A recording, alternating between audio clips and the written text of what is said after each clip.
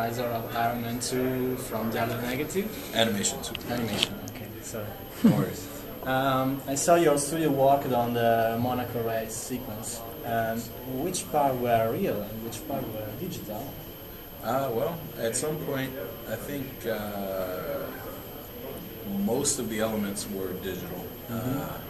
You had the 22 race cars, vintage and army cars, were all digital.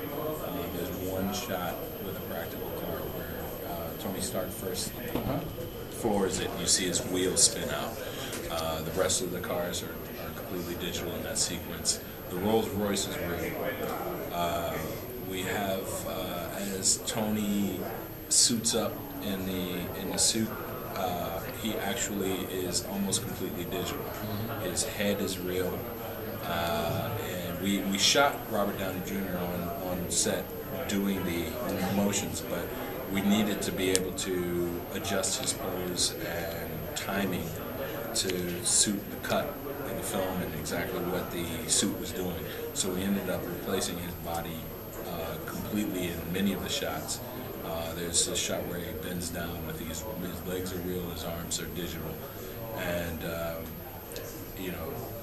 there's even at the end where the helmet comes down over his head, he's digital. It's just footage of him projected onto a CG Robert Downey Jr. so that we could get the lighting and interaction between the elements working properly. Throughout the rest of the sequence, a lot of the environment is digital. When you see the fight, they shot a lot of the setup in Monaco. So a lot of the wide shots, establishing shots from Monaco. But when you get into the fight itself, they actually had to shoot a lot of that in Los Angeles on a duplicate set, and all the set extensions were double negative digital elements, and then in some of the shots, double negative needed to actually completely create a shot because they didn't have the footage for it. So you composed a lot of stuff. Yes. Whiplash was an amazing villain, and Double Negative created the energy whips. How did you work on it? Well, we started off, we did a lot of R&D on the whips, a lot of effort trying to get what the look of the electricity and the plasma generated by the extreme heat and electricity would look like, and the sparks and smoke, as well as how they behave. There was a retracting element to them, how that would work, what we couldn't get away with. As you know, visual effects is full of cheats. We wanted to cheat as little as possible, but we still needed to do certain things to make what we needed to happen. So we did extensive work in the animation side, working out how to marry what Mickey Rourke was doing with the types of performances that we needed to make the whips as threatening as possible. Mickey was bringing his A-game performance-wise, and we needed the whips to do the same thing while still tying into to him. And then there was a lot of effects work done to create the destruction that he was doing. There was some practical for the vehicles as he slices cars in half flying into the air, and the rolls getting chopped up with Gwyneth Paltrow and Jon Favreau right there inside of it. We added in sparks and the whip elements.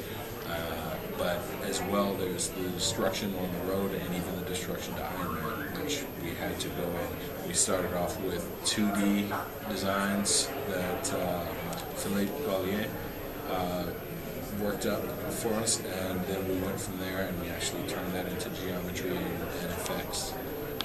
Okay. Last question. One of the most strange things in the Iron Man mythos is the suitcase, and you developed it and made it believable. How you work it? A lot of sweat and tears. It was actually a tremendous team effort. I like to name everybody. I'm not going to be able to remember everybody's name, sadly. I feel like a jerk for that. But I think early on, Marvel had a notion about what they wanted, and Jon Favreau had a notion about what they wanted. everyone was very aware that this was going to be very difficult to pull off, and we did initial tests trying to do things in a very literal sense, where we actually pulled all the pieces out of the shape of the suitcase and realized that we were going to need to take shortcuts in order to convey the idea. We collaborated with John on the cut itself, with the help, of course, of Yannick Sear and the editor. I can't believe I can't remember his name. He was integral in this whole thing. But figuring out what shots we needed and how they needed to be composed.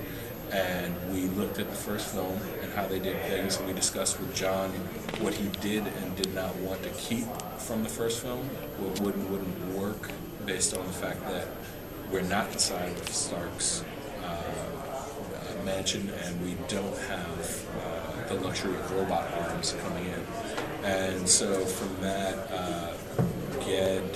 Michael Bombagat, who's the lead animator on the project, and I pieced together what we thought was a performance get right, the visual effects supervisor on our side, what we thought would get the idea across. And then we had a team that was dedicated just to lighting and effects of the sequence.